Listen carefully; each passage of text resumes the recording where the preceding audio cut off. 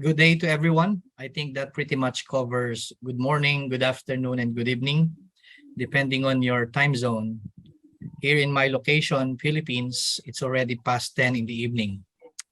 I'm really glad and honored to be part of the Global Summit for OBE for this year, 2022. And I'm also excited to see all of you participating in this momentous event from different parts of the world. What I would like to share with you today is a crucial pace of OBE implementation in schools. And the ideas that I'll be sharing is a product of almost a decade of tiring but worthwhile spending experiences and engagements I had with more than 100 schools, and I think more than 1,000 educator audiences, and a lot of consultations with various stakeholders of education, both internal and external. And most importantly, my sharing will be based on my experience and opportunity to work as academic head of a very open-minded group of academicians and administrators in my university. These people are willing to do a genuine shift from the traditional or conventional system of education to an outcome-based system of education. My more than 2 years of being in the academe, which includes 10 years of deanship in the School of Social Sciences and Education at my university, Mapua University, have been very, very interesting. Especially when I started learning the framework, outcome-based education. And it got even more interesting and fulfilling when I started collaborating with no less than the father of outcome-based education, Dr. William Spady. I think it started in 2017. Yes, around 5 years ago, I had multiple opportunities of sharing the same stage with Dr. William Spady for various conferences and conventions of educators. I also had a number of personal and group meetings with him. And I think the most memorable one is an intensive discipleship training program where I spent almost a week with Dr. William Spady. Now, given the extent of efforts and the number of years that we spent unlocking the important ideas of OBE, we can now say that we cannot really learn OBE in just one sitting like this. And then after sitting in a conference like this, we get start again to work and implement OBE. I highly suggest that we drill more on OBE, not just by attending to seminars and conferences like this, but more effectively, we can do it through self-paced reading. For sure, we cannot discuss everything here about OBE in 2 hours. So I would like to share with you my latest articles on outcome-based education. This one was published in 2017 in the Educational Measurement and Evaluation Review. It's an international peer-reviewed journal. I also uploaded this particular article in my ResearchGate in 2019 so that it can have a wider reach. And so far, this article about assessment of student performance using OBE as a framework has already reached around 40,000 reads, and it's continuing to gain its citations from scholars from different sectors worldwide. This one is my latest framing education research using OBE as a theoretical lens. This was published in December of 2021. And this was launched for an open access to public in the second quarter of this year. I think month of June, this was open for public access. This one is published in the first and I think the only journal which serve as the scholarly venue for OBE articles. The first volume also includes articles from Dr. William Spady and other colleagues who are experts in OBE like John Stroll of the United States of America, Descollier of South Africa. I also uploaded this in my ResearchGate so that it can also have a wider reach. But if you want to see the full volume of this particular journal or a particular issue, you can actually check it in my university's website, particularly using the research tab. So I guess these articles can help us understand more about what outcome-based education is and how we can implement OBE beyond the theory. We can put it in an actual practice. So for today, what I will share with you are some crucial ideas and insights about outcome-based education. And this includes my experiences, as I've mentioned, as a school administrator, on how we transformed OBE from theoretical model into an actual and practical model. Maybe just to give you an idea about how I train schools here in my country on OBE. I actually developed these womb-to-tomb training programs for schools. The womb-to-tomb program includes fundamentals, systems, down to the quality assurance. The fundamental aspect includes thorough discussions on the 3 Ps, the philosophy, the practices, and the policies. Here, we emphasize that OBE is a whole of a system approach. And that's why we target saturation. And we want everybody in school to be on board. And when we say everybody, that literally means everyone in school, not just those who are in the academics, but also the non-teaching staff, the administrators or officers, and most importantly, the students. Then before proceeding to the systemic part of OBE, we should have an evaluation. So here we have to evaluate institutional awareness and readiness on outcome-based education. Then we will now proceed to the systems.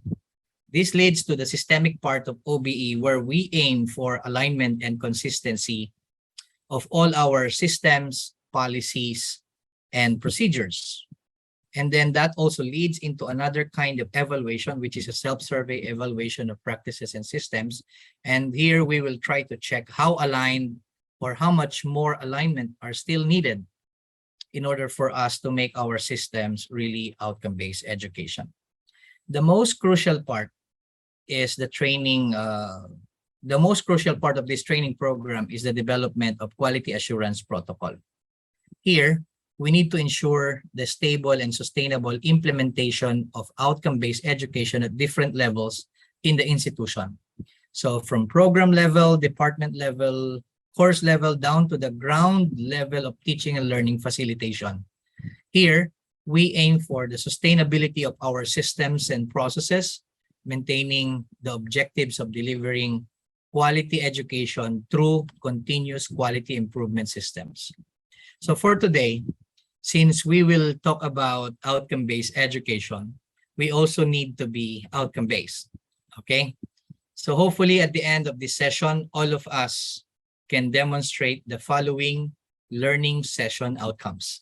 So you see here LSO1, that means learning session outcome 1.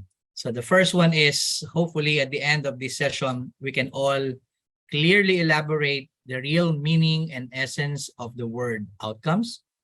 Our LSO number 2, learning session outcome number 2 is evaluate our practices against the premises and principles of OBE.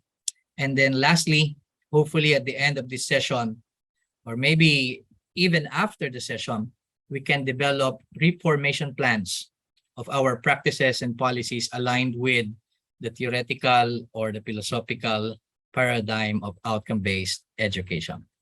Now, from time to time, I will be asking for your engagement. I hope even if we don't really see each other now, you can still engage with me. So you can, we can keep our discussion interactive.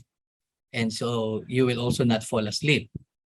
So I will ask you a question and you can participate in a remote way. Okay. So let me engage with you now.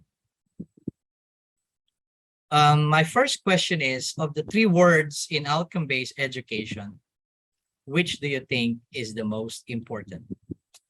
I always ask this question in every training I do in OBE. And every time I ask this, I get more or less the same response rate. Many people will say that the most important word in outcome-based education is, of course, the word outcome. Okay? So around 70 to 80% will say it's the outcome. Then around 15 to 20% will choose education. And only few people will choose based. And they will say, of course, why will I choose it? It's not so important because it's just a modifier. Well, we will go back to that later. But first, let us focus on the top choice, which is outcome.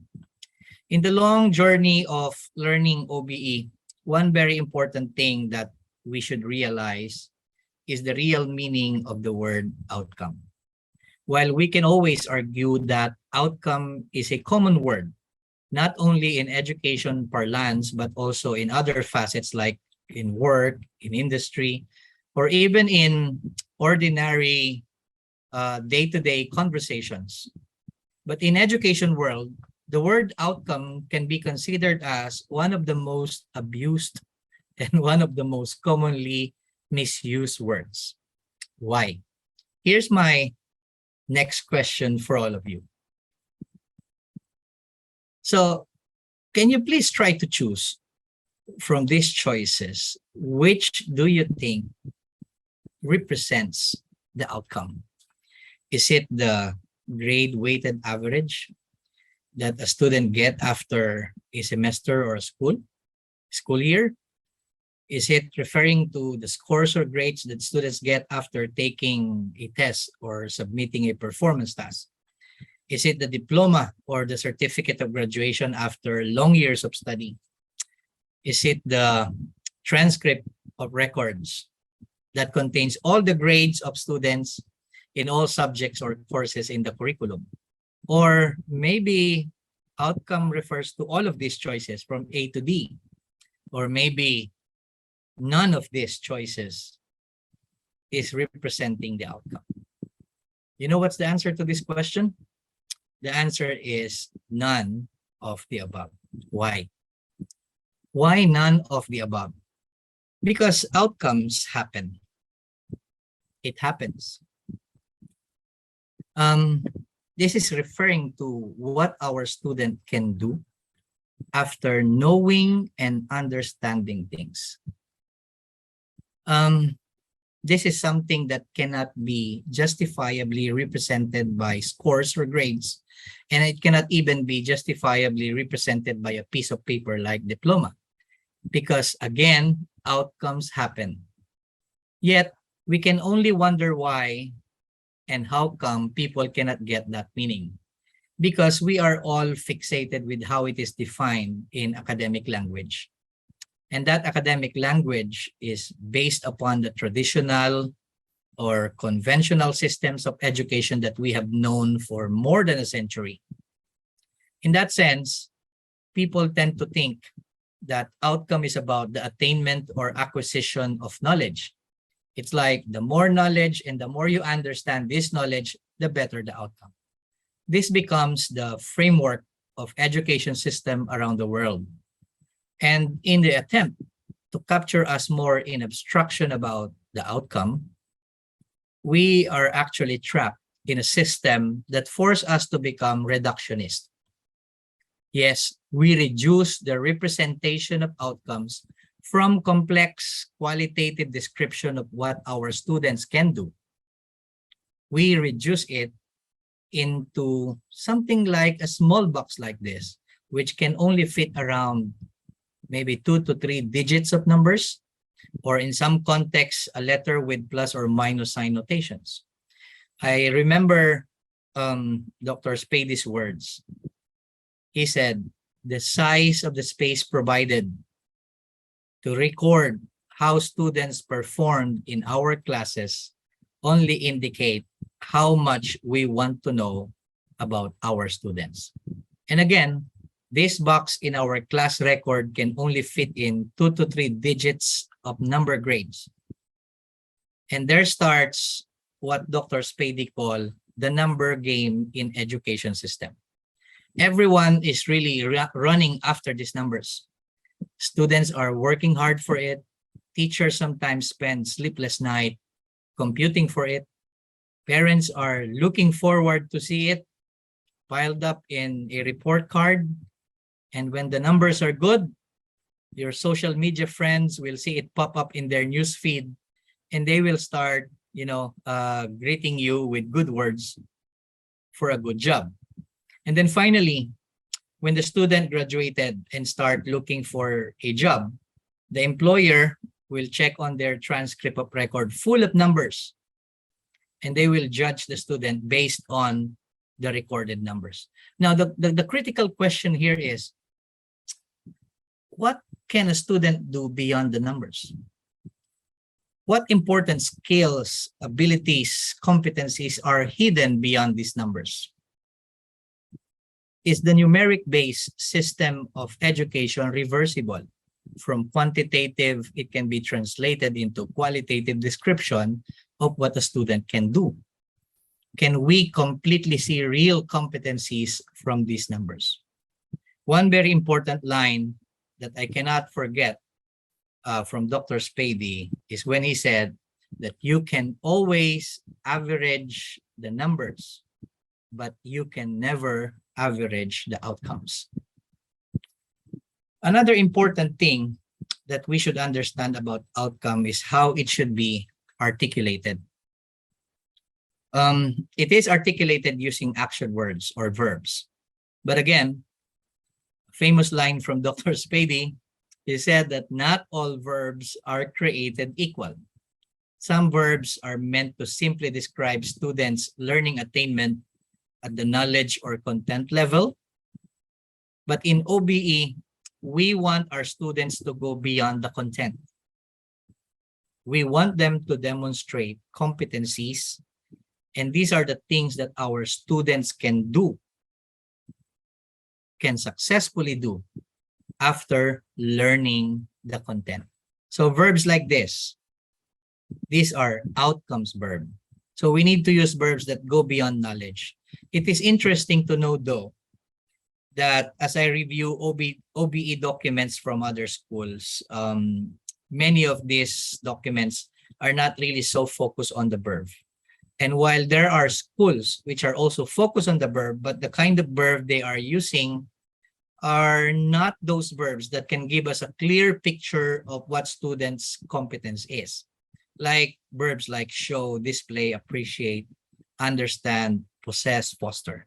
So in outcome-based articulation or in outcome articulation, we need to be very, very careful about the verb that we are using to represent the outcomes. So outcome is not the number grade. Outcome should be represented by a clear verb of competencies. When we see, for example, a student's final grade in a course, like for example, in a communication course or in a communication subject, the student, for example, got a grade of 95 out of 100. What does this mean? What's the meaning? What qualitative description is hidden beyond the 95%? Can we say that the student who got a grade of 95% can effectively persuade people? Can we say that a student who got 95% out of 100 can successfully negotiate ideas? Can we say that a student who got this high grade can resolve conflict using his communicative ability? Or maybe the 95% here is just simply referring to the accumulation of, scores that a student got, an average of correct answers that the student made in a non-scenario based paper and pencil and conventional ways of assessment. So we need to be sure about that. Outcomes should transcend knowledge. It should go beyond knowing and understanding things. So it should be beyond the content. In OBE, we want our students to do something successfully after knowing and understanding things. And that is what we call competencies. But competency can also be constrained in, the conventional system of education. For example, when a student can write well or maybe can speak fluently, that is already competency. But what good will it do without a context? Context is very, very important in OBE. And this is referring to real life scenarios. So in OBE, if you can see, there are three important C's. The first C is content, the second C is competence, and the third C is context. This is something like a continuum. So we want our students to transcend from the content, move to the competence, and be able to apply their learnings to real life scenario, which is what we call context. So in OBE, the context should drive the competency, and the competency should form or shape the contents. Now, in OBE language, we often hear the term lifelong learning. We often hear this term lifelong learning, but many people in the academe tend to misinterpret its meaning and its deep nature. In OBE, successful learning, as I've mentioned, transcends academic boundaries. Learning in school should effectively translate into the preparedness of our learners to perform real-life roles. Thus, learning should increasingly proceed through the three C's continuum: content, competency, and context. And ultimately, we want our students to not just learn the content, we want them to acquire and eventually demonstrate competency out of the knowledge that they acquired from these contents. But again, let me emphasize, in OBE, we strongly emphasize that competencies without a clear application to real life are insignificant and simply trivial. Thus, realization of life context where learning in schools can be applied is crucial in curriculum design. However, life beyond school provides us with more important learnings, more complex applications of knowledge, and more areas to improve skills and abilities and develop more proficiencies in various facets. This is now the fourth C in the continuum, which is continuity. The continuity of learning is the real meaning of lifelong learning. And the more this is sustained, the better it creates deep awareness on the part of the learner, which promote the fifth C in the continuum, which is the consciousness. Now, the question here is, how should schools promote lifelong learning? Well, this can be strategically promoted through various co-curricular and extracurricular activities that we can include as part of the performance and engagements of our students, like inclusion of participation to out-of-class activities, attendance to seminars, workshops, training. We can also harness lifelong learning by encouraging our students to join extracurricular activities. These are non-graded activities, and yet this can be beneficial for them, like leadership training, extension services, personal development trainings, etc., etc. Also, the experiences in the curriculum should include motivation to our students to pursue the pathways of pursuing higher degrees, like taking master's degree, doctoral degree, and other postgraduate degrees, or maybe getting a certification courses or a diploma. And most importantly, the lifelong learning component should provide learners with learning programs and learning spaces where they can explore more knowledge autonomously and voluntarily. And such provision should guarantee students with opportunities and experiences which will make them realize the benefits of learning for self-improvement without being judged, being rated, or being pressured. So before implementing OBE, it is crucial that we understand first what an outcome is.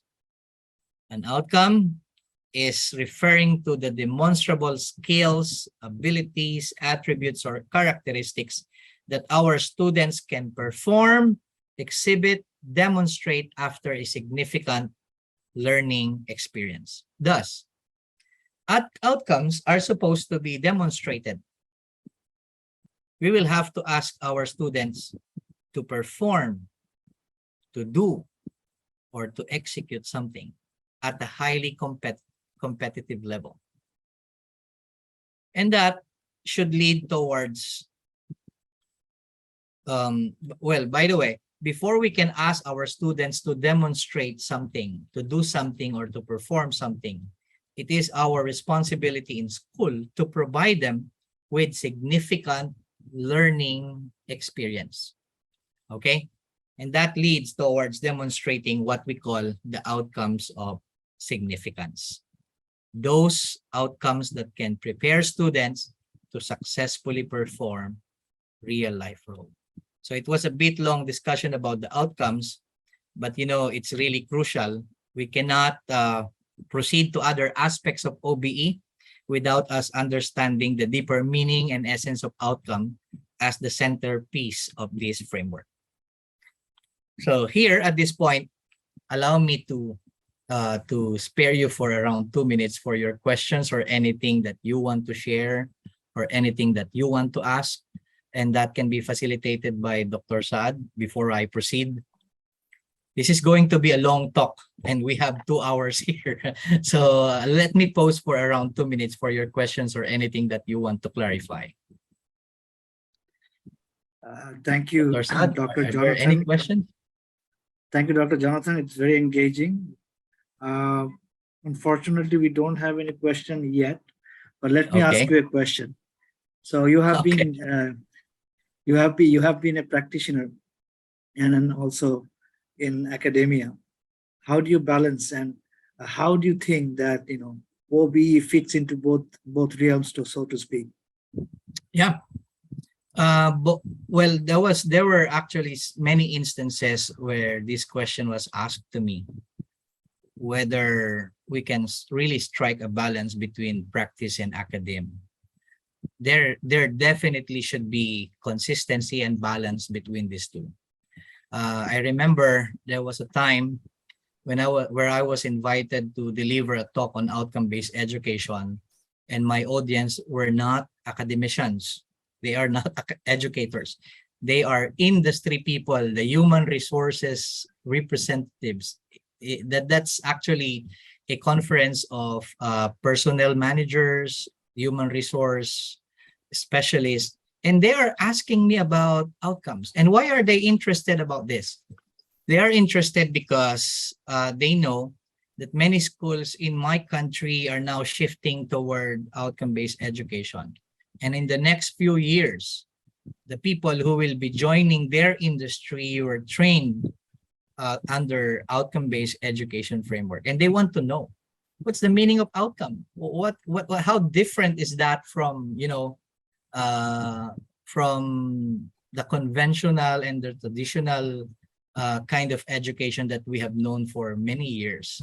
So I explained to them, and they are very, very interested, until such time that there was one human resource manager who is in charge of learning in organization. He asked me, is it possible to design training programs in industry patterned after outcome-based education principles? And I said, yes. And the rest is a history. I actually got involved in the development of their training programs, particularly using outcome-based education. But yes, Dr. Saad, I'm a practitioner. I am actually a practicing psychologist. I engage a lot with many clients and many organizations. And at the same time, I'm an academician. I am a school administrator. And I don't really see any reason why outcome-based education can be different in these different dimensions: work, industry, and academia. There'll be no difference. There's a balance and consistency. Thank you for that. I think you have summarized it brilliantly. Okay, so we don't have any question from the participants? Not yet. Okay, so let me Not yet. proceed. Yeah. Let me proceed. So going back to my question a while ago, which I posted earlier, many of us would tend to choose the word outcome as the most important word in outcome-based education, and that is understandable. And that is why we have spent a significant number of minutes talking about the deep meaning of outcomes. And, a fair number of people would always choose the word education, while only few would choose based, because it's just a modifier in a phrase. But, this is where the problem in OBE implementation occur, because many people tend not to take the word based seriously. The word base, if you're going to translate this in mathematical language, would mean equals. Okay? It's a common equation symbol that tells us that the value of those in two sides of the equation should be the same. And that is why, even if we switch their position, the value remains the same. This means that our education is based on the outcomes. So everything that we do in education, our systems, our strategies, our policies, our provisions, our rules in school, these are all based and referenced after the outcomes. So that's how important the word base is. And that is by, by the word itself. When we say based, then everything is referenced after that. So education is based on the outcomes. Now, how did Dr. Spady emphasize that education should be based on the outcome? Let us try to see how Dr. Spady defined OBE. Outcomes-based education means clearly focusing and organizing everything in the system around what is essential for all students to be able to do successfully at the end of their learning experience. Okay. Now, let's try to dissect it a bit. This line is a very important line, and this is actually referring to students' competency. But this is a kind of competency that is directed and driven by the context. So this can be more appropriately called an outcome. And this definition clearly describes how schools should operate. We need to operate by focusing and organizing everything to the outcomes. And when we say everything, the word everything here literally means everything. So that includes curricular, co-curricular, administration, and many other provisions. You see, at the very center or at the very heart of the entire school systems and processes, there is an outcome. And that's how we should be operating in schools. If we are claiming that we are doing outcome-based, let's try to reflect on this. Do we base the curriculum, the co-curricular activities, our administration processes, as well as the provisions to the outcome? So this is literally how we can put into actual practice the definition of what outcome-based education is. So these things, the co-curricular, the curricular, the administration, the provisions, and many other systems in school should be informed by the outcomes. There are so many things to realize in OBE. And many of these things lie on its very core essence and paradigm. The impact of OBE should be something like a paradigm shift. And a paradigm shift is not just about shifting our thoughts or beliefs from one point to another. It's not always linear. It's sometimes curvilinear and sometimes it's multilinear. And importantly, in paradigm shifting, both the mindset and actions are consistent or congruently shifting. It is not a true shift if only one side is shifting, like your thoughts is shifting, and then you verbalize it, but the action is incongruent. There should be great consistencies with thoughts and actions in a true paradigm shifting scenario. So at this point, allow me to share with you what I call the triadic lenses of outcome-based education. There are three lenses, and sometimes this is where, not sometimes, most of the time, this is where many inconsistencies happen. In OBE, we should always emphasize consistency in beliefs and principles, alignments in actions and practices, and congruency in systems, policies, and implementation. This, as I've said, is the triadic lenses of outcome-based education. And we want to see how consistent we view OBE in terms of its philosophy and our practice, and how consistent are the policies that we implement in school to the philosophy or theory of outcome-based education. For example, there is one premise in OBE which states that all students or all learners can learn, maybe not all at the same time or maybe not all in the same way. The question here is, are we consistent in our practice to this premise of outcome-based education? You see, this is how optimistically OBE views the very nature of learners. Now, let's check on the alignment of this in terms of our classroom practices. For example, the teacher rigidly impose deadlines and say, if you can't make it on the set date, you would have no chance to pass this requirement. And it will have bad impact on your final grades. Another scenario, for example, is this. The teacher imposes a very strict compliance rules with how the learning output should look like and should be submitted. As if there are deviations from the format and structure that the teacher prescribed, it only means that the student did not learn and that the student will suffer from its negative consequences, like failing grades. The question there is, are the practices that we cited as examples consistent with the optimistic view of OBE as reflected in its premise number 1? There is inconsistency, obviously. Yet, the teacher would proclaim that she or he is applying learner-centeredness, or maybe he or she is an outcome-based educator. This example should be a good reflection point.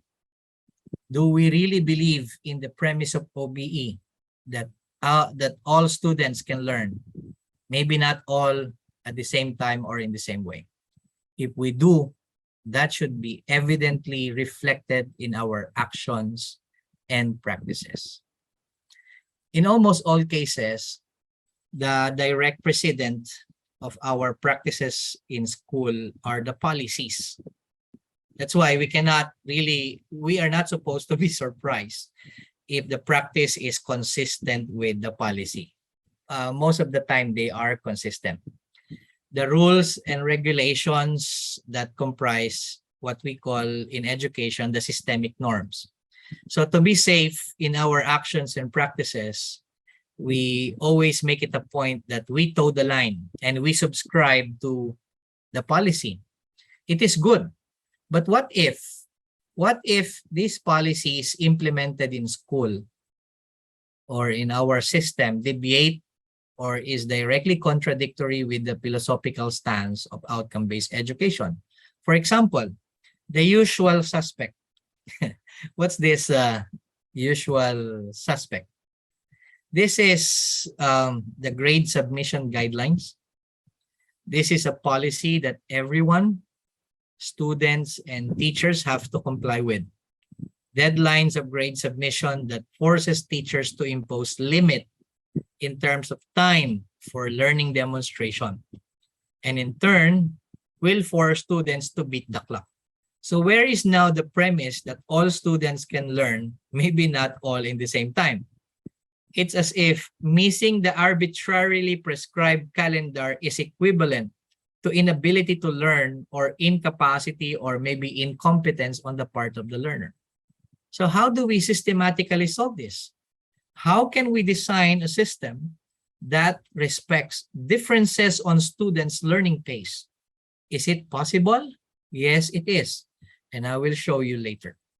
So we have to take this into heart.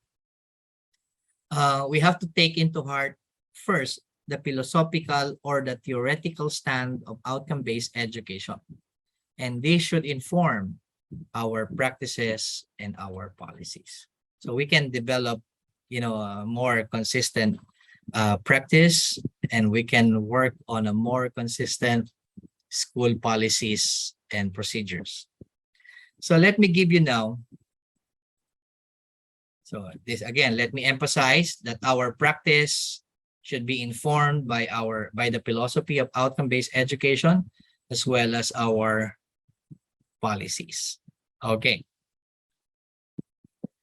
So let me give you now a short rundown on the philosophy or the theory of outcome-based education.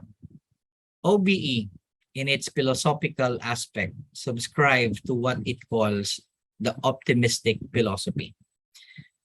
The optimistic view about the learner, the learning, and the learning process. Its core paradigm emphasizes that what and whether students learn is more important than when and how they learn something. Okay, so the when and how, these are, the culprit. The when is referring to the calendar-based system.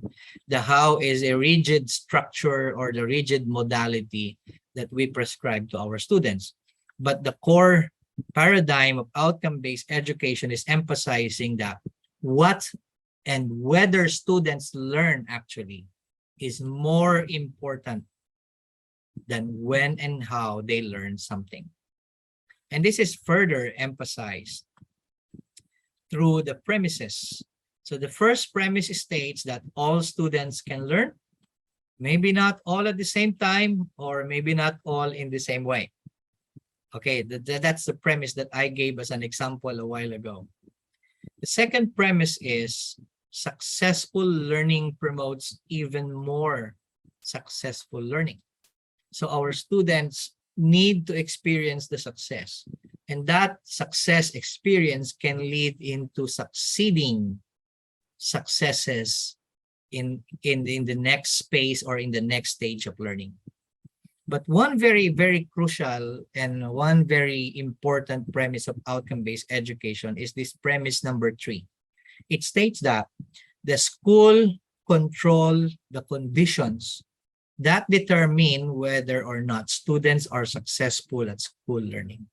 This is referring to the accountability of school in setting the conditions of success. If we want our students to be successful, then we need to set the conditions of success. One time, there were a group of students who went into my office and trying to complain the teacher. Okay, the student said, our teacher is requiring us to come up with a research project, but the problem is he is requiring us to include review of related literature not less than 100 research reviews or research articles. And then I asked the student, how much time did he give you? According to the students, the teacher is expecting us to submit the research work after 3 weeks. So 3 weeks, that will be, to be exact, 21 days. Okay. So again, the situation or the context is like this. The teacher is asking the students to submit a full research project. And one of the most crucial requirement in that research project is review of related literature.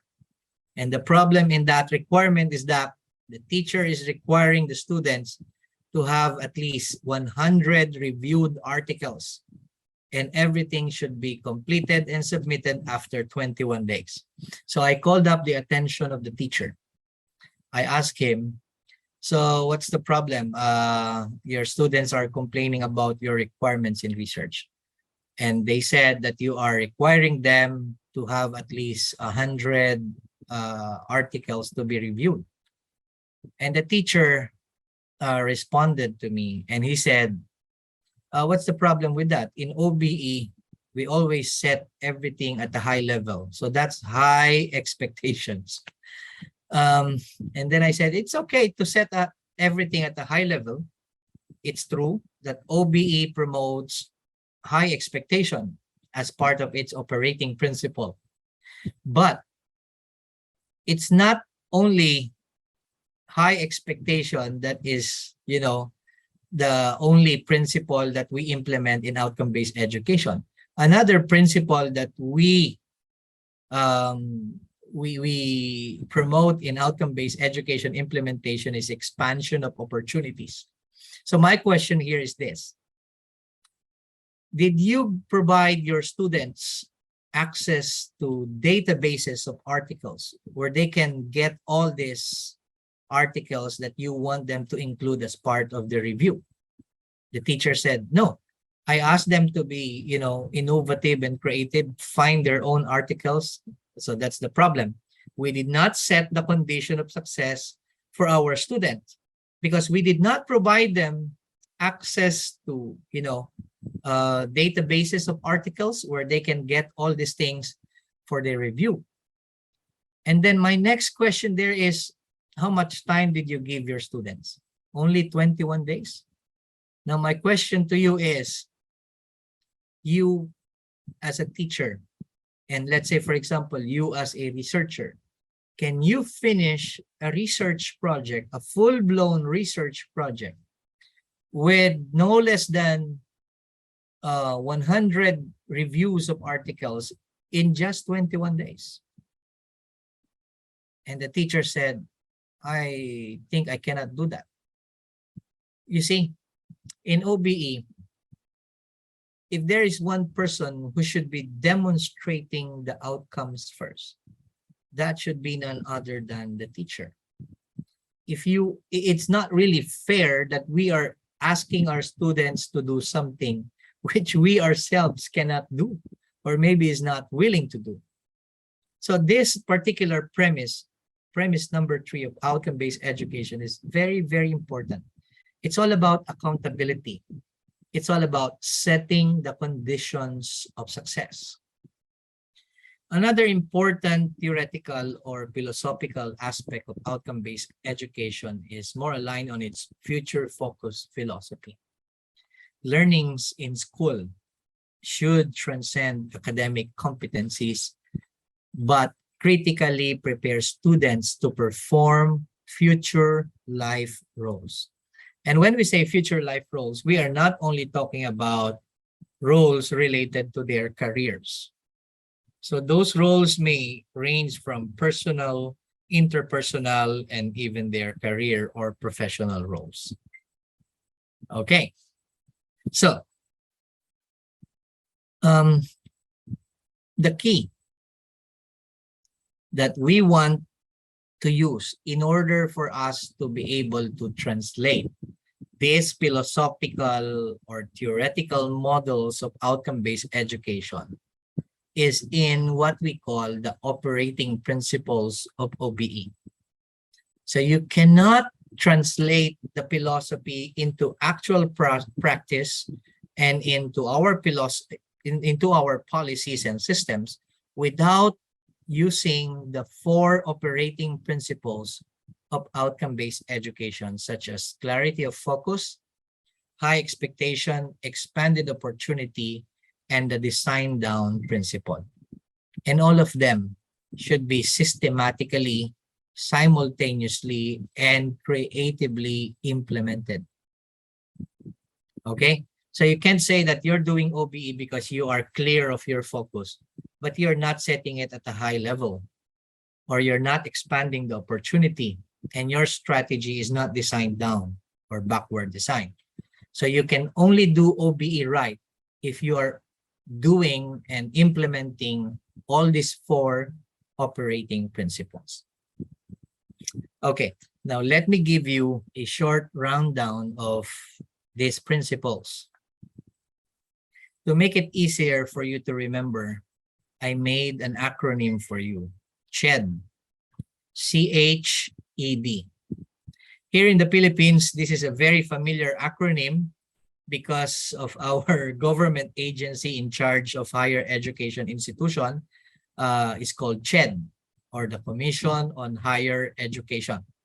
So CHED, as you can see on your screen, represents the 4 operating principles of outcome-based education. And as I've mentioned, you can't do OBE in school without you implementing simultaneously, strategically, and creatively these 4 operating principles. So again, let me run down briefly on these 4 operating principles. Let's start with letter C, the clarity of focus.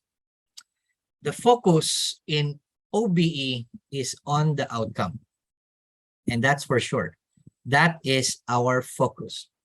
Now, everything is aligned, constructively aligned to the outcome. So our teaching and learning activities, our assessment and evaluation of students' performance are all aligned on the outcomes. And we need to be very, very clear about the outcome. This can be clarified by the way we document it or put it in our curriculum or in our syllabus. It has to be clear and precise. The outcome should guide education implementers in the planning, execution, and evaluation of academic interventions. And also, and more importantly, the outcomes that we stated and we set for the class or for the course should help students in their preparation, engagement, and demonstration of learning. Let me just clarify a bit more about this. We normally have our first day of class in a semester, and that day should be an important day, very important day, because that day should be the day where you clarify the outcomes. Unfortunately, in many contexts, the first day of class is not taken seriously, both by teachers and students.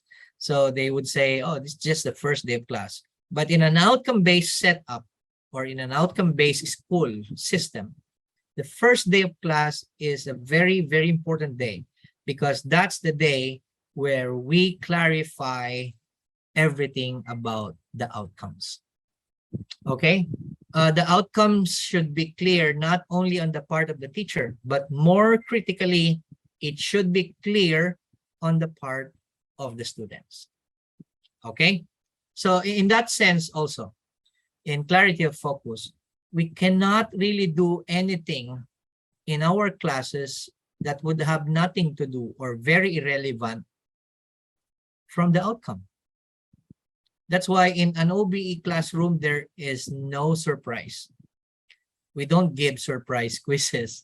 We don't give surprise activities because everything should be clear, everything should be declared, everything should be purposeful, and everything should be deliberate. And that's basically how we can clarify the outcome or the clarity of focus. Okay, as we clarify the outcome, we set everything at a high level. That's why there is high expectation principle in OBE. Okay, so we don't really settle for poor as much as possible or mediocre performance. As much as possible, we want our students to demonstrate the outcomes at a high level. And that's basically related to what we call success for all philosophy of outcome-based education. So we clarify the outcome, we clarify the focus, and we set it at a high and challenging level. Okay. Now, as we clarify the outcome and we set it at a high level or high expectation, one thing is for sure, okay? Some students can be a casualty of that system. And so there should be a balancing principle, and that balancing principle in OBE is the expanded opportunity. And if you're going to imagine the expanded opportunity principle, this is the learner-centered aspect of OBE. We expand opportunities in many ways. We expand it in terms of time, in terms of resources, in terms of access, and in many, many other ways of expanding the opportunities of our learners. Okay? So we can even expand the performance standards. We can expand the curriculum access. This is particularly addressing the third premise of outcome-based education, which reflects the accountability of schools in setting the conditions of success. And then the most tricky part, the most technical part is the design down. This design down is very, very critical in implementing outcome-based education. Why? Because in OBE, we make it a point that we begin with the end in mind. Okay? Even on the very first day of our classes, we already know the end of this.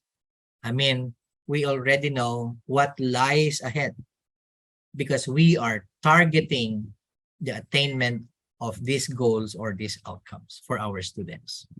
Okay, let me share with you at this point the model which I developed in generating or developing or stating outcome statements. So on two sides, you can see here school. On the other side, you can see here the future life. And let's put an arc, literally an arc between school and future life. And then let's split it in half. One side is about life performance roles. These are outside the school. And the other side is about academic performance tasks. And in the middle, there is culminating outcome.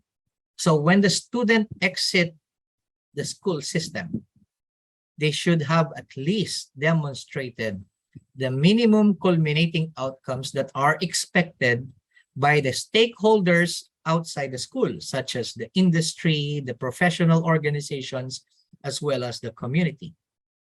On the other side, we have, of course, the major stakeholders, internal stakeholders of education, such as the students, the educators, and the school administrators. Now, we want to see how consistent are we with OBE by applying this ARC model to, generate and state our outcomes.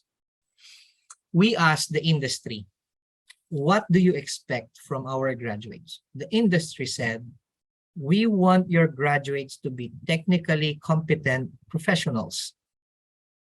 Well, when we say technically competent professionals, the word technical there would mean differently depending on the profession or maybe depending on the program. Okay, if you're an engineer, then there must be some technical competence required for an engineer. If you're a social scientist, there must be some technical competence expected for a social scientist. If you're a teacher, a graduate of teacher education program, then there must be some technical competence expected of a graduate of that program. So technical competence is crucial according to industries. Then we ask professional organizations. They want to see that our graduates are multifaceted professionals, that they are not only good at their craft, as let's say an engineer is good in mathematics or in numbers, or is good in designing and constructing things. They should not only be good at their craft, they have to be multifaceted. Okay, so that's the expectation of, professional organizations. The community that I'm referring to here is referring to the general population, but more critically, those people who are affected by our services as professionals. Okay, so let's say, for example, you're a graduate of a medical degree or a health science degree, then your community is something that includes your patients, the family of your patients, and pretty much everyone in the community who would need your services. They are expecting that our graduates should be ethically sound professionals. Now, the question here is this: how do we peg and how do we accommodate all these expectations to form the outcomes that we want to harness among our students? Are we aware? Are we conscious about these expectations of the external world? As educators, we are, of course, very much aware about the curriculum. We are, of course, very much aware about the school policies and systems. But in outcome-based education system, we are very concerned, very aware, and very conscious about all these expectations of external stakeholders, because these are the things that we should be critically harnessing among our students before we allow them to graduate. So we ask the people from, from inside the school or from inside the system. We asked the students, they said, well, I need to accumulate more knowledge in various facets or learning areas. And this is pretty much consistent with the expectation of professional organization, which require or expect that our graduates are multifaceted professionals.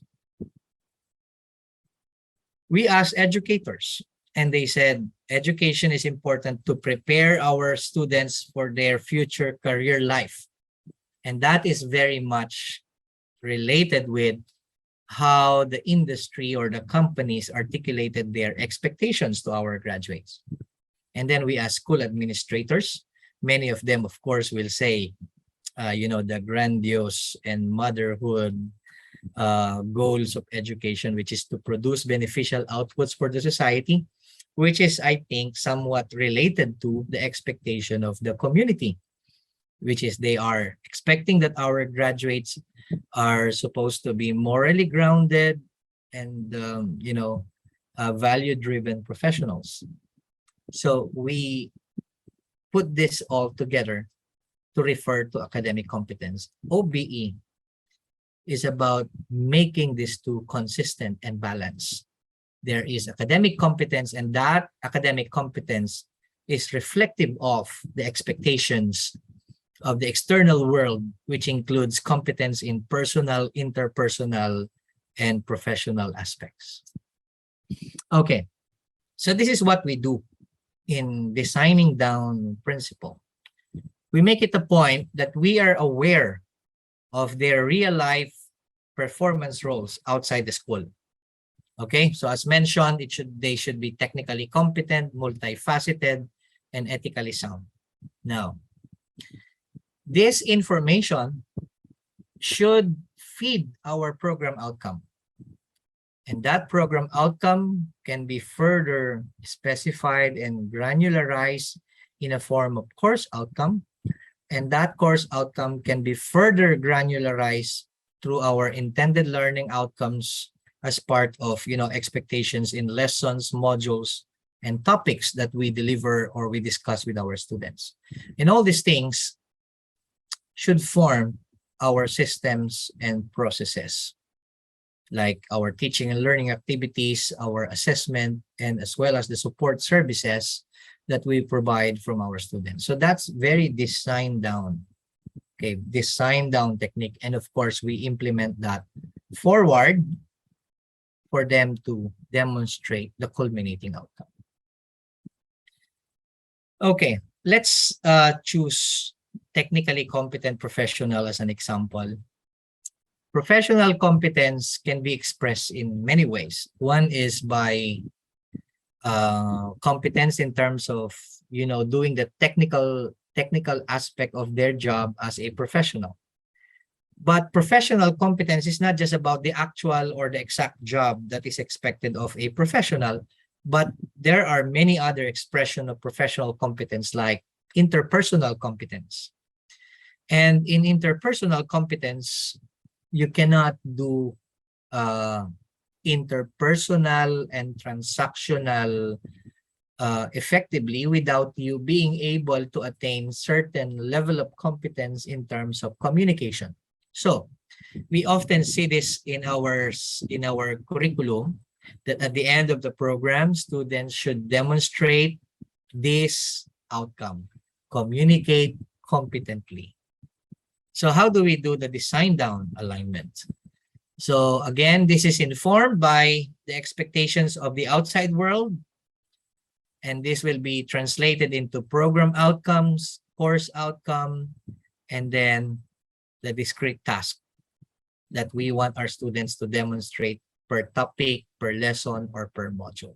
And we implement this forward. So it's design down and implement forward. Okay.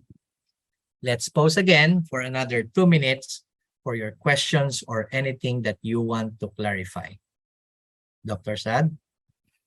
I've been very talkative. You have been very thorough, Doctor. Well, I have a question. The question relates to, you talked about the conditions for success. Yeah. I think that's something which is not just very important, but something which is kind of like an obstacle. So how do you propose? I mean, you discussed a case of one of the teachers who gave a lot of tasks with limited time and without access to databases. I mean, I think this kind of problem repeats itself in different schools. How do you manage that? Can you actually elaborate on the solution to this problem, please? Okay. The solution is the school should provide an access to students. If we want them, for example, to, you know, include many articles in their review of related literature, then the school is actually accountable and responsible in providing this access and resources to the students. And also, the school is also responsible in setting policies in terms of time allotted for big projects or big activities like this.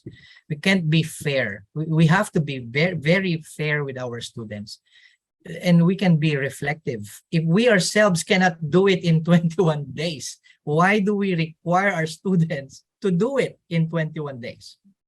You know, Dr. Sad, this is also the reason why many of our students are, you know, they are pressured to do something which is violating the academic integrity. You know, especially during this time of, you know, COVID, everyone is, you know, attending classes in online, and everyone noticed that there are many infractions or violations in terms of academic integrity, many cheating, plagiarism, and so on and so forth. Why? Because we did not provide the conditions of success. We have to provide the conditions of success. And that's very crucial. Absolutely. I could not agree more with you. Second question is regarding the ARC model.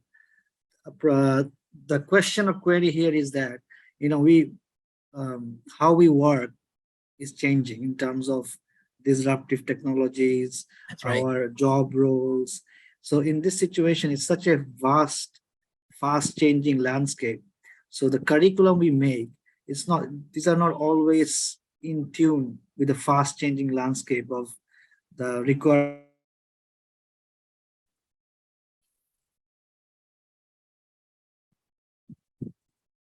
Am I disconnected or Dr. Sad is disconnected? I think I can't hear anything. He's disconnected? I think he's disconnected. Okay, but I got the question, and I'm sure the audience are waiting. Dr. Sad, you're back? I think he's disconnected. Give me 1 second. Okay. Let me contact him.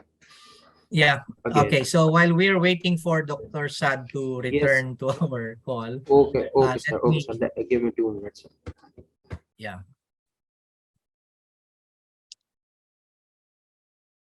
But let me answer that question. Yeah. Oh, yes. Dr. Sad is back. You're back.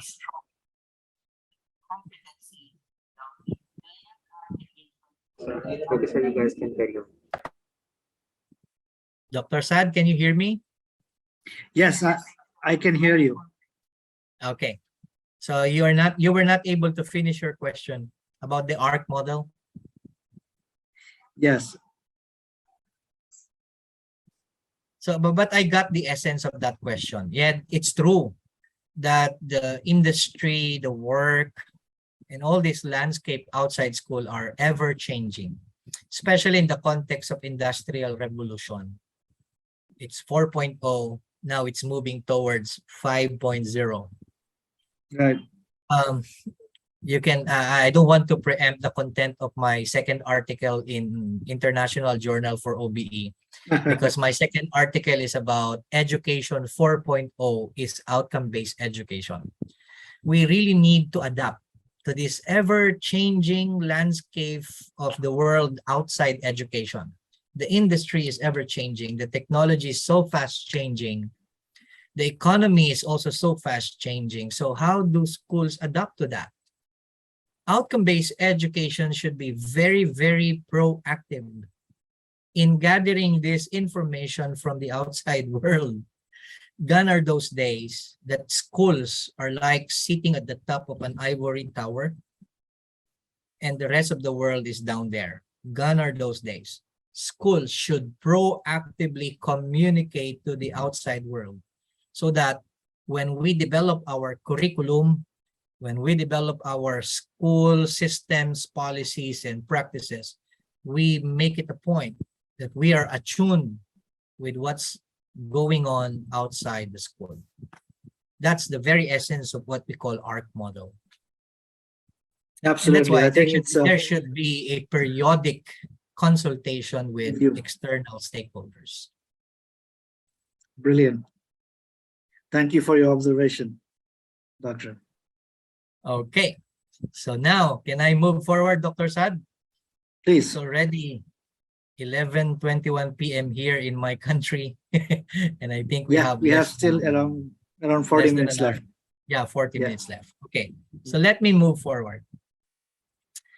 Let me share with you some of our practices which we call granularization of outcomes. Granularization at a curriculum level, course level, and even module or lesson level. Okay, let me share with you how we do it at the curriculum level. Our curriculum is informed by the outcome, and we can see that in program outcomes. So for example, one of the program outcomes in our curriculum is this. Program outcome letter G, communicate effectively in various contexts. This is what we want our graduates to successfully demonstrate upon graduation. And this should be facilitated and implemented in accordance with how outcome-based education is defined. We need to focus and organize everything in the system so that our students can attain this outcome. So what you can see here, for example, is our curriculum. And we try to see what particular courses in the curriculum can help in attaining the stated program outcomes. And again, allow me to emphasize that we cannot expect our students to demonstrate the outcome successfully if we will not provide them with significant learning experience, if we will not set the conditions of success. So let's say, for example, our focus is on program outcome letter G, which is communicate effectively in various contexts. We need to design our curriculum and try to see what particular courses in the curriculum can help in attaining program outcome letter G, which is communicate effectively. So we need to see whether the course that we are assigning is a foundational course, a reinforcing course, which are formative courses, or it can be a summative course, which is demonstrating. Okay, so for example, we have one course in our curriculum and its name is purposive communication. This is something that can help. This course is something that can help in attaining program outcome letter G. But not only that course, there can be many other courses in the curriculum that can help in attaining program outcome letter G. And we need to spot it on. We need to map it and we need to assign it so that we are sure that program outcome letter G will be attained upon graduation. Okay, so we need to assign also their roles in the attainment of outcomes. So let's say, for example, purposive communication is a formative course, a foundational course, which will introduce the basics of communication. The other courses, such as major courses, can be delegated as reinforcing courses or formative courses. And then the other courses can be demonstrating courses or summative courses. But again, allow me to say this again, that in setting the conditions of success, it's not always just within the courses or the academic components. We should also provide more opportunities for the learners. Like, for example, in our case, we provide them other services, particularly TOEIC, language training. There will be many colloquia, and we also give them free access to Grammarly applications. These are, provisions of success for the learners. So this is what we do in, outcomes mapping in the curriculum. And we call this program COMPACT, Communication Proficiency Across the Curriculum. And this is an outcome-based approach. So in our school, the School of Social Sciences and Education of Mapua University, we also created relevant committees that will ensure proper implementation of OBE. We have what we call the LCOBE Committee, Learner-Centered and Outcome-Based Education Committee, which is in charge of providing trainings for faculty members. And this committee is also responsible in implementing various initiatives related to OBE, from curriculum development, course design, assessment design, and many others. And we make it a point that when we do curriculum review, our focus is really on the outcomes from all levels, program, course, down to modules or lessons level. So we regularly perform curriculum review, and in the process, we try to align courses in the curriculum to all the stated program outcomes. So for example, the one that I have just shown you a while ago, if we want to make sure that our students will attain the program outcome letter G, which is communicate effectively in various courses, then we need to develop and design our courses that can help in attaining that particular outcome. Okay, so here you go. Now, this is something that I want you to view at a very, very clear manner on how we design our courses. So from curriculum, now we go down to courses. So the courses or the subjects are informed by the course outcomes. Okay? So the lessons, the activities, and the assessments, they are all consistent with what we call course outcomes. It's not the other way around, that we design first our lesson, we design the activities, we design the assessment, and then later on we identify what outcomes are they targeting. It's not like that. It's the outcome, which is always the primordial aspect of everything that happens in our courses. Okay, so here's the granularization of outcomes that we do, the entire process, no, during course review and analysis. We tried our best to link everything from the life outcomes to program outcomes to course outcomes down to the most specific lesson or module outcomes. And at each level, we use what we call the design down technique. So look at this. This particular line is going back to the course outcome, and that indicates clarity of focus. And in the process, our students' engagement in our lessons, our students' demonstration and participation in activities, as well as our assessment, we are expecting high, and we are setting it at a high level. And we expand opportunities for our learners. Remember this, we have these operating principles in the entire process of design, development, and execution of our courses. And in order for us to, strategically implement this, we need to granularize further the course outcomes. We need to identify course outcome that is introducing, a course outcome that is reinforcing, a course outcome that is demonstrating. And this is supposed to be design down or backward design. The same thing with our assessment. We can also design it down. There are assessments that are intended to measure or assess the demonstration aspect, and we may call that ultimate outcomes assessment. So at the end of the course, students should be able to successfully demonstrate this outcome. And there can also be assessment that is dedicated for measuring the reinforcing outcome. And there is also an assessment that is intended to measure the introducing outcomes.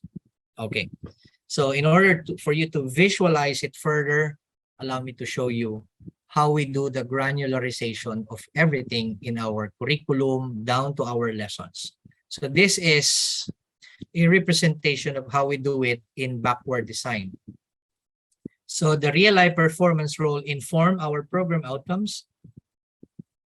The program outcome is further granularized in course outcomes, and our course outcomes are further granularized in the form of intended learning outcomes. So it's 1, 2, 3. That's backward design. And then we implement it forward, 1, 2, and 3. Okay. And within the course outcomes and intended learning outcomes per lesson, we also do backward design and implement forward. Okay. Example, the real life performance role that we are expecting from our graduates is that they can do good in terms of interpersonal transaction. They can present well ideas, they can negotiate ideas, they can resolve conflicts using their communicative skills. This should inform our program outcome. And our program outcome, as I've said, these are the outcomes that we want to see before we allow our students to graduate. So we want them to communicate effectively. And then we have to provide learning experiences at the course level.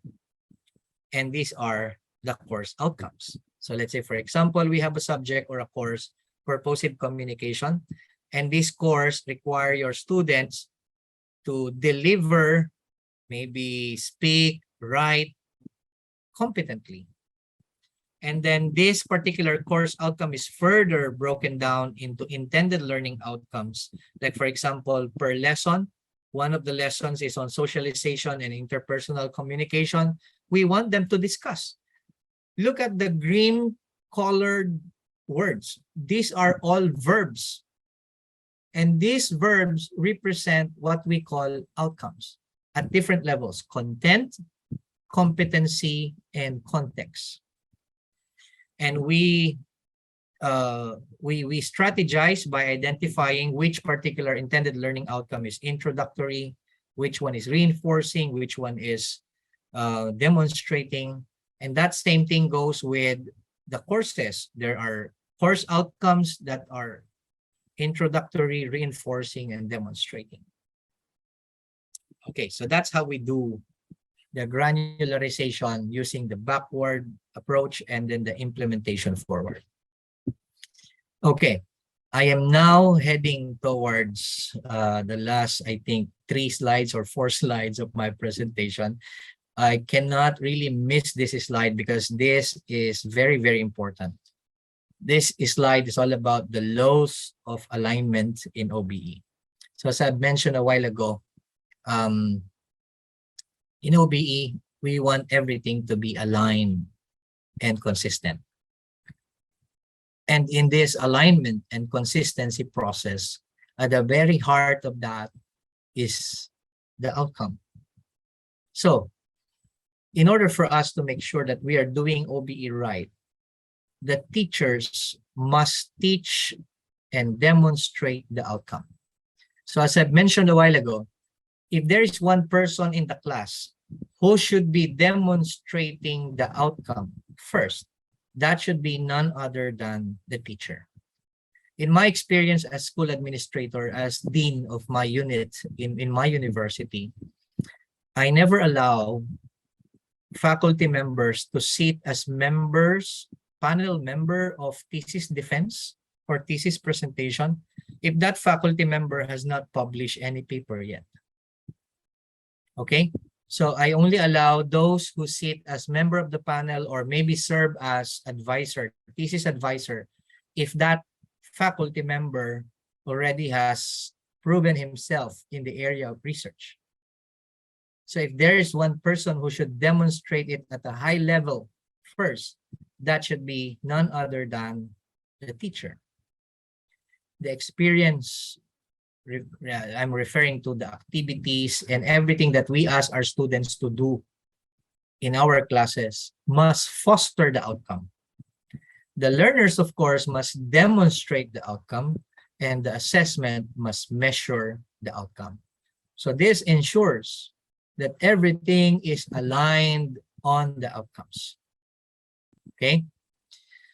I wish I can have more time with you because in a normal workshop setting, I actually give this activity after my talk on outcome-based education from theory to practice. I asked them to do this outcome mapping exercise, but since this workshop is not really meant for us to do this, and it's not really enough. The 2 hours will not be enough for us to accomplish this. But I'll just be showing you, and maybe you can do this at self-paced or maybe with your colleagues in school. You can do this exercise.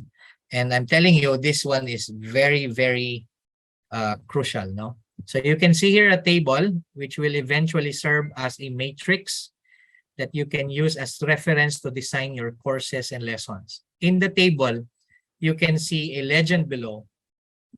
In the workshop, you will choose one program outcome here. So let's say, for example, you choose program outcome letter I. And what is this program outcome letter I?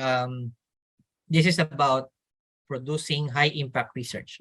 So it's like at the end of the program, students are expected to produce high impact research. And that's the outcome.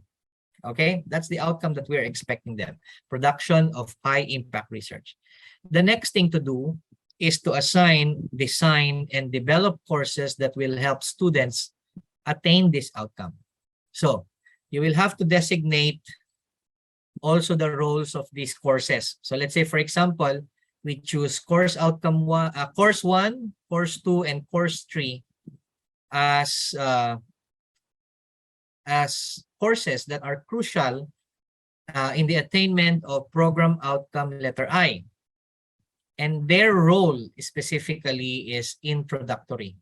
So they are more based on the content. So here, the courses will teach the students about the research methods and other rudiments, as well as how we analyze the data.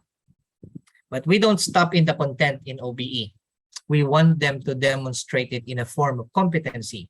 So there should be courses that we will allot or we will assign as courses wherein their knowledge or the learnings about the knowledge of doing research can be further demonstrated. So these are major courses perhaps wherein our students will be expected to demonstrate their competencies, because these major courses will require them to do research. Okay, so after learning research from your introductory courses, this time we want you to do research in these courses. And then we will also assign in the curriculum specific courses where we can ask our students to competently demonstrate their learnings and at the same time addressing real life contexts. Okay, so here you would see that everything is, activated in a form of using the 4 operating principles. So there should be clarity of focus. So even the teachers who are teaching the content courses or the introductory courses are aware that the purpose of these courses is to prepare you in the end to be able to demonstrate your competency, particularly addressing specific contexts. So that's the clarity of focus aspect. And if you will see, this is designed down, okay? We know first what's at the final stage of this, and then that final stage will inform us backward. And we provide, we set it at high level. So we expect high from our students. And of course, we provide many opportunities in the curriculum. So we provide access to article databases. We provide them with much exposure to research conventions. We provide them multiple attempts and flexible options. We provide them software and applications that's setting the conditions of success. Okay, so and we hope that when you do that exercise in that workshop, we will be able to see a matrix like this so that we know that all the outcomes that we have set in the curriculum, the program outcomes that we have seen, that we can see here from program outcome A, B, C, D, and so on and so forth, there are dedicated courses in the curriculum that will help the students in attaining the outcomes. Okay, so it's been a long discussion. Allow me now to close my talk by telling everyone the reality of education. Sadly, we are still trapped inside this box. And as we continue to doing things safely and conveniently within the box, according to the parameters embedded in the 4 sides of this box, the calendar, the modality, the number, and the content, we will never have a chance to reform our system. The key to gradually escape from this box is the proper implementation, systematic, simultaneous, and creative implementation of the OBE operating principles. And most importantly, our understanding of the real meaning and essence of the outcomes. Thank you all so much for your participation. Thank you very much, Dr. Jonathan. It was a pleasure to listen to you. I'm sure the audiences have enjoyed your talk very much.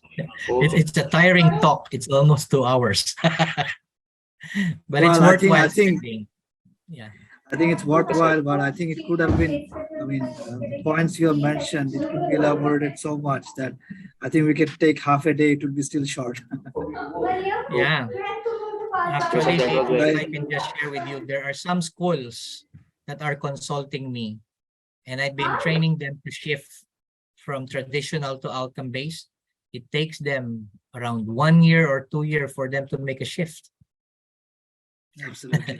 That's how I can long the understand. journey is. It is. I mean, one quick question. It's just I would like to Okay. ask. I mean, because outcome-based education, we are implementing in basically all the disciplines in all the faculties. From your experience in consultancy, and do you have? I mean, do you think that some schools are better at implementing it? I mean, some some faculties, whereas some faculties find it more difficult. That's true. And I want to be brutally honest with you, Dr. Sad. The schools and faculty members who are having difficulty implementing OBE are the teacher education schools. The schools that are producing teachers. You know why? They are very resistant to the message of outcome-based education. That's so unfortunate. Why? Because, you know, the curriculum of teacher education programs are based upon the traditional and conventional systems of education, even though they say that we have to shift to learner-centered, but in actual practice, they can't really afford to be, you know, to be learner-centered. They are still teacher-centered. And many of the principles of outcome-based education are not really fit to the teacher-centered kind of system. So in my experience, I have met several kinds of teachers, several kinds of schools and administrators. The hardest group, the hardest group is really the teacher education group. I mean, funny. if I ask you to put your psychologist hat on, and how do you diagnose that? Well, it's like this. When outcome-based education was introduced here in our country, we are actually expecting that the teacher education universities will champion it. Will champion the outcome-based education initiatives of the country. Unfortunately, when we asked them if they can champion it for us, maybe they can train us, they can initiate the implementation, they are not interested. And the funny thing here, in our country, the school that initiates the movement of OBE is an engineering school, my school, Mapua University. So that's very unlikely that an engineering university initiated a reform movement in education system. And I think, you know, that really touched the ego and pride of teacher education universities. And that's why many of them are really resistant about OBE. Thanks for your Dr. Sad, are these questions from the audience or questions from you? Mostly me. Okay, sir. So that was very informative session. The way you discussed the points was very impressive. Thank you, Sir. Sir Faisal. Thank you, Mr. Faisal. I am ending that session. Okay. Yeah, well, before that, I mean, let me just give a concluding words. So again, I would like to thank our speaker, Dr. Jonathan McCann, today for his very interesting and very thoughtful and elaborative piece of work. Actually, I believe it's basically the work you do, which you have explained, which is always interesting to hear, and your experiences. Thank you, everyone, whoever has joined us, and I hope you have enjoyed that, and you would continue to be with us in this virtual summit and enjoy. Thank you very much.